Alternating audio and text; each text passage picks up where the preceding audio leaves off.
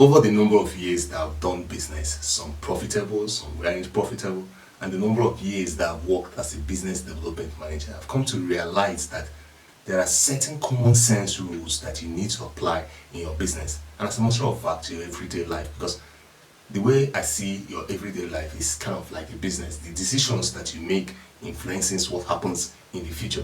So Top 10 Nigeria has put together these 7 common sense rules that you need to apply in your business or your everyday life. These are not like hard and fast rules that if you don't apply them, you are not going to be successful. It's just that it makes massive sense. It's profitable for you to apply those kind of principles, because at Top 10 Nigeria, all we do is either save you money or make you money. So if you're watching this video right now and you haven't subscribed, raise your index finger. Oh, come on, raise it. Yeah, bend it forward and smash that subscribe button and the bell icon beside it, so that YouTube will send you notifications when I post that video that may be of importance to you or your business. My name is Paschal. This is Top 10 Nigeria, and you are on the front row seat. Here we go. Number 1, keep your family, your business completely separated. Money and blood don't mix. I took that line straight off from Notorious B.I.G. Business is business. Friends are friends. Family is family. They are not connected. They are connected in a way, but in business, they are not connected. I understand that they're family businesses, but I read somewhere that the statistics on family businesses is that 70% of family businesses do not make it to the second generation. That means a father starts business and the business doesn't survive the children managing it.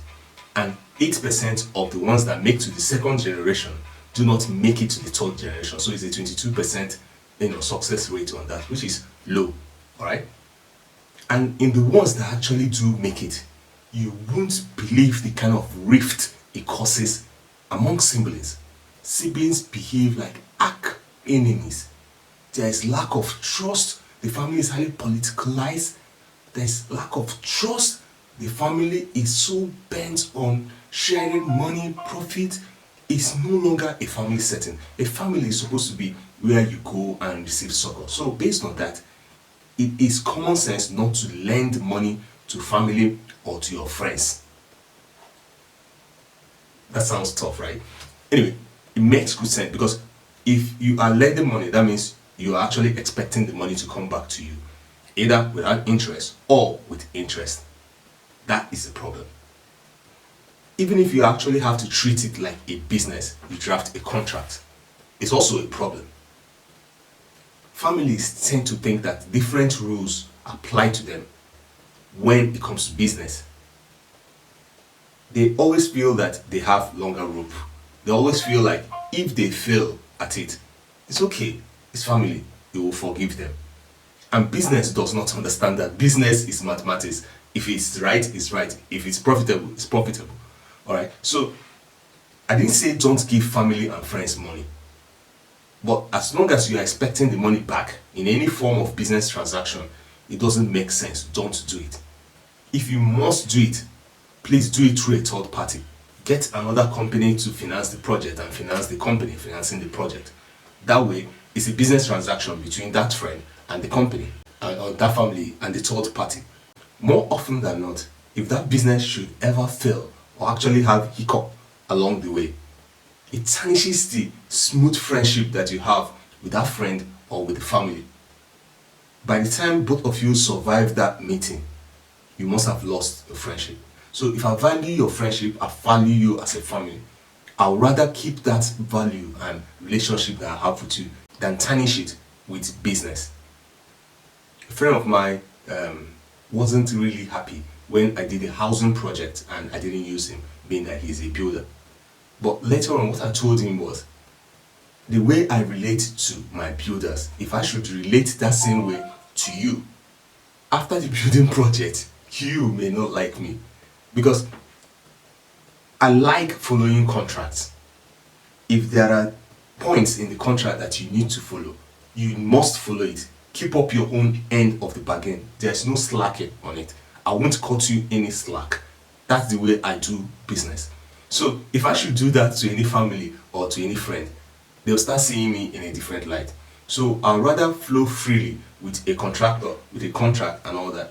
Another instance where business and family doesn't mix well is in prenuptial agreement. You have a relationship with a woman. However, you want to keep your money different from the woman's money. So you draft a prenuptial agreement. Along the line, it creates a distrust. It creates one sour taste in the mouth of the people that have drafted it. There have been instances where it created so much tension in the relationship that the contract has to be revoked. It is not common sense to mix business with your family or with your friends. Number 2 is start small and start with your own money. Surprised? Well, I'll tell you, it makes common sense. If you meet 10 people today and ask them, would you like to be an entrepreneur, run a business, earn your own money, become a boss of your own? 9 out of 10 will probably say yes, they want it. Alright, if you ask the 9 that agreed, what is the impediment? What is the problem? Why haven't they started a business by now? 8 out of the 9 will tell you that it is because of credit, capital. They don't have the money to invest in the business. If you now ask the 8, how many of them have a working model of the business they want to invest in? It's probably 2 out of the 8. As an investor, I will be more comfortable investing on a business that is already working, that has a system that is already working in place. It's just that they need to grow, than a system that on paper looks good. And when you talk to the entrepreneur, he speaks well. I would rather invest on a business that's already working, no matter how small the profit margin is, than one that is not in existence, that is in an idea stage. I've been in several interviews where the person we interviewed spoke really well. On paper, it looks really good, but after we employed the person, delivering on the job was abysmal. You don't know the half of it. So, I would advise that whatever business you want to start a bourgeois kind of confectionery joint where people come and they drink coffee and tea with tiny ceramic cup with their pinky sticking out. Start with Mishai that sells tea in plastic cups. There is a reason for that. Businesses require systems and processes to grow. Now, when you start a business and you understand the processes that it takes to grow, no matter how profitable the business was then, even if what you make as your profit at the end of the month is 1,000 naira, you are learning on the business. You are developing on the business. It looks more enticing to any investor who is going to invest in you, because as an investor, they are not looking for where to throw away their money. Families may not give you the money because they know that they can't recover the money. So a pure investor that wants to invest in you wants to see a working plan. Save up your money, because what it tells the investor is that if you are comfortable enough to put your money in this and you are confident enough to start at this level, that probably you are going to do well. That is what it tells the investor. Big businesses start small. Spend time and invest in systems and processes that will make a long-term growth possible. Number 3, get rich gradually. Why are so many people hung up on high risk, high turnover investments? Why do so many people want to get rich overnight? If you look closely, most overnight successes took a long time to achieve. High risk investment means that it has a higher chance of failure than success. And if you happen to get hit the first time you invest in this kind of business or the second time, it will take you years to recover. The investment that you made, you have to pay it back. If you save the money, it will take you years to gain it back. So if these are your chances, why risk it all? Business is not where you do go big or go home, because you can't afford to go home. If you start a business and you do not have a 1-year plan, a 5 years plan, a 10-year plan, then you're not really serious in the business. Because what I expect you to do in the business is to envisage that you are starting at this level, and in the next 5 years you want to get to so level. You are starting as a Messiah that sells coffee along the road, but you want to get to a highbrow confectionery shop. How much is it going to cost you to get that highbrow confectionery shop? And you now piece it out yearly. That will help give you targets. That will help give you goals to achieve. If you have a 5-year plan, 5 years is not overnight. You can't skip processes. The reason why some lottery winners fail is because they skipped process, which is not a fault of theirs. They paid 100 naira or equivalent to get a ticket, and they won 200 million naira or equivalent. They do not understand the process of building 100 naira to 200 million. An actual businessman might take 5 to 10 years to build that thing, and he understood the system. So an actual seasoned businessman with 10 years experience in the field would actually invest 200 million naira better than a person who just won it overnight. You stand the chance of losing all you have if you want to get rich overnight. The best way to get rich is to get rich slowly. I can't emphasize this enough. Don't engage in Ponzi scheme. If it looks too good to be true, it's probably not true, because businesses don't do overnight success. It takes time to happen. Understand this, and it will save you a lot of headache. It will save you a lot of high blood pressure. It will save you depression in the future. Learn how to manage a 20,000 naira business, so that when you are now giving 200 million naira, you can handle it. Because all the mistakes that you need to make, maybe the 20,000 naira business, you developed a process where the growth process is 3.5% on investment, 10% on investment, 20% on investment. All right, so you have learned the process. Now, if you decide to apply certain tweaks to your process and increase it to 50% ROI and fail, you now understand that, look, this didn't work well, and the effect is just on your 20,000 naira investment. If you should make that same mistake with a 200 million naira investment, the reverberation is going to be a lot. You could get sacked from it. Even if it is your company that has a board, you could get removed from the board.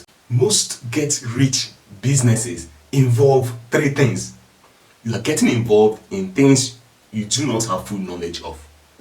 2, you are losing the money that you can't afford to lose. And 3, you are making hasty decisions. No sense in all those. Look before you leap. That is a very popular quote. Alright? But in business, it's true. In your everyday life, it's true. Most of the time, if you are involved in a business that doesn't give you that much sense to look before you leap, it's probably not a good business. Any business proposition that you come across in life or in your actual business, before you invest, ask tons of questions. Who have you worked with? Where can I see the proof of your work? What are the reviews on your work? Use third parties, use companies like us, Top 10 Nigeria, business development tools, to find out details on the business. Talk to the people in that kind of business that is unrelated to the person that you are investing in. If possible, inform the person that you are investigating this business proposition. 2 things are basically going to happen. 1, if it's a genuine business, they'll be glad that you're investigating it, because you are finally going to arrive at the same result that they arrived at, and thereby trust them more and invest more. 2, if it's not a genuine business, they wouldn't want you to do that. That's why most African Prince internet scam is fashioned like that. They do not give you time to investigate. They always make you feel like the window of opportunity to invest in this high risk, high dividend business is small. As a matter of fact, they go as far as telling you not to inform others that the need for secrecy is important. Alright? People get hung up on what they can get rather than how they can get it. So no matter what kind of document they present to you, no matter how good they paint the picture, it is the job of marketers to paint the picture well so that you release your money. So no matter how good they paint the picture, look before you leap. Ask questions. Number 5, do not live on credit. Living on credit means that you are living on borrowed money. You are in debt.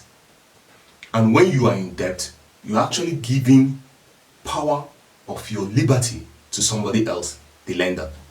In countries like United States, in Europe, in United Kingdom, they have credit facilities that are available to people. Now, the primary purpose of that is for economic purpose. It helps to circulate the money in the system. You make the money and you spend it in the money. You don't in the system. You don't spend it elsewhere. And it also provides you with the ability to afford the things that you need that you may not be able to afford at that particular time. It is not a ticket for a spending spree. If you live on credit, you are in debt. There are TV shows for you. There are repos for vehicle. They repossess your car if you can't pay up your debt. They take back your house if you can't finish your mortgage. There are people that have filed bankruptcy at the time in their life when they should be relaxing. They are homeless. You lose your liberty. You lose your sanity over it. Live according to what you can afford. Cut your coat according to your size. It makes common sense. I have a friend who, when he was getting married, decided that he needed to borrow money. He works in one of the financial firms in Nigeria. I approached him, I told him, don't borrow money for your traditional wedding. Don't borrow money for your white wedding. Live with your means. However, he said that he doesn't want his in-laws to feel that he can't foot the bill that was given to him. Because in Nigeria, culturally, when you go to marry a woman, you are given a certain list to fulfill. And some of those lists are outrageous. There are some that you see and you're like, how on earth would anyone expect any young man planning to start a family to foot this bill? Things for you to buy. However, he said he doesn't want the family to see him as, not being able to afford that, so he borrowed money from his workplace. His salary dropped from this to this. After the traditional wedding, now came the white wedding. This time around, it has to be a big wedding. He works in a financial institution, he has friends in the high places, and he's hoping to make it look good. And because he has already borrowed money from the bank, he had to borrow money from his friends, 2 of his friends. And did this. Most marriage institutions, the church, the court, they have provision for you to do the best possible kind of wedding that you can do according to your budget. But he did a society wedding. It was lovely. It was beautiful. And after that, the money they realized from the wedding, from donations given to them, they now rented a bigger apartment. Life was good. Until the wife got pregnant and was going to antenatal, and it got to the time towards the period where delivery is supposed to occur. And the worst thing happened, the rent was expiring as well. He's living on credit. He has borrowed money. His salary isn't anything to take home about. That's it. That matter of fact, that point, the wife was earning more than he was earning. How I got to know how deep it was when the wife put to bed, which wasn't a straightforward delivery, and he came to my office looking for some money. The money he was looking for wasn't that much. It was just, a small amount of money to augment what he has. But he looked haggard, he looked bad. He told me some things that, when I heard it, I was like, what?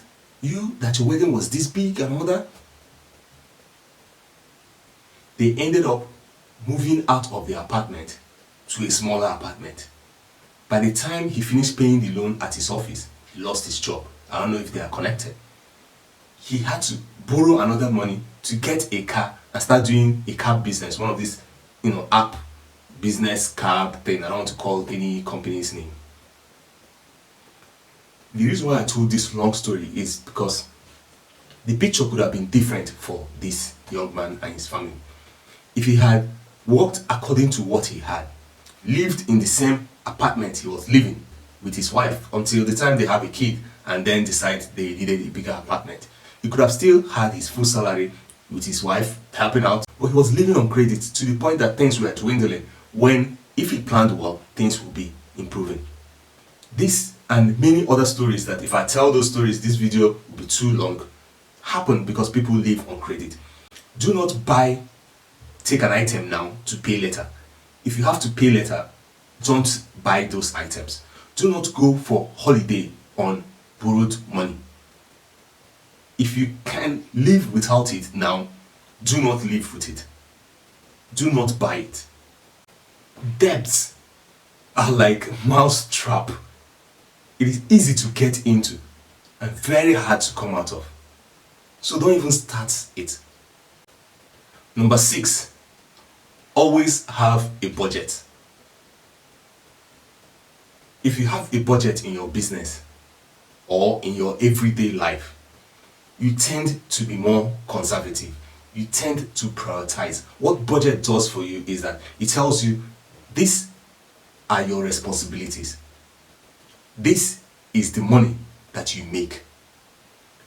Prioritize it. If you don't have a budget, what will probably happen is that you will start spending according to the needs that arise. And you might run into a situation where you have an absolutely important need. However, the funds or resources you have to solve the problem is not enough. In my own house, I tell my wife, make a list of all the things we need monthly in this house. Now, it gives me a mental idea of how to manage my money. Whatever happens, I should have this certain amount of money allocated to the spending in my house. It makes me think clearly ahead. If you have a budget in your business, it helps you to plan ahead. After the first quarter, if you have already drafted a budget, you have used the budget, you have things that you need to achieve and you have the money, it tells you how much you are getting in and how you are achieving this process. If you have passed the first quarter, passed the second quarter, you now start having a trend of what goes into the running of your company. And by the time you get to third quarter, fourth quarter, you have completed the cycle. You now understand how your season, your environment, because businesses in December is different from businesses in February, almost all over the world. So if you have a budget, it helps you understand how your company is growing, what you need to do in order to get to where you need to go. It helps you understand things that you spend money that you may need to cut off and portion that money to somewhere else. All right. And after 1 year, you now have a trend. It becomes easier for you to set targets. It becomes easier for you to see where your money is going to. Same thing applies to your everyday life. Having a budget tells your money where to go to, not asking your money, where did it go to? You need a budget in your life. It makes a lot of sense. Then the last but not the least is saving. Save. I love this portion because a lot of people may not understand the importance of saving, because most of the time, most people have earnings that when they put it against the budget they have, it's not even enough to cover their basic needs. So savings do not come up at all. However, it makes a lot of sense to save before you start spending, not to save what you have after you have spent. Try as much as possible, no matter how small it is, bring it out and put it in a different account. I have some bank accounts that I don't have debit or credit card attached to it. I don't have anything. It's just a bank account. I use it to save money. I leave money there, and no matter how tight things are, I try as much as possible to get out some money and put there. I've made a video on 5-year saving plan, all right, where I talked about it. If you haven't watched that video, please go and watch it. Many of these videos are very, very important because we try as much as possible to deliver a top 10 Nigeria. And because we have this wealth of experience, it's very easy for us to deliver. The only thing you have to do is just to subscribe and watch this channel. You do not pay us. YouTube pays us and the advertisers pay us. So the only responsibility you have for yourself and your business is just to hear this, form a community around this channel and discuss it so that we can interact and see where we can come together. So smash that subscribe button. Anyway, save. Saving on itself is an art. You need a lot of self-control. Saving is an education on its own. Saving will teach you self-denial, broaden your mind, have you cultivate forethought, like you think ahead. Because in future, in businesses, there is need for you to have money. It's like walking a tight rope without a net under you. If you don't have a savings, you are broke. You can get broke as quickly as possible. Just one small thing and boom, you can't solve the problem. Everything goes bad. You need to have that net under the tight rope that you're walking in your business or your life. You need that cultivation. So try as much as possible to, whatever you earn, bring out some money and put it away. No matter how small it is, it doesn't matter. But at the end of a year, at the end of some months, if you look at what you have saved, you'll be proud of yourself. And try as much as possible to invest that saving. Because the way I see my savings is, this money, I should be able to put it to work. I should be able to make this money make me more money. Because if I spend that money on, consumption, the opportunity cost is the business opportunity that I could have invested it in. Because if I invest it in another business, it's generating revenue for me. While me, I'm still working and making more savings and generating more revenue. So it makes the growth process faster. However, if you spend your savings on consumption, you will have to spend another year saving that same amount of money. So try as much as possible to save with a goal to invest that savings and make more money. That's it on Top 10 Nigeria. As I told you, what we do here is save you money or make you money. So if you haven't subscribed, raise your index finger, bend it forward and smash that subscribe button and the bell icon beside it, so that YouTube will send you notification when we post that video that may be of importance to you or your business. My name is Paschal. This is Top 10 Nigeria, and I'm out.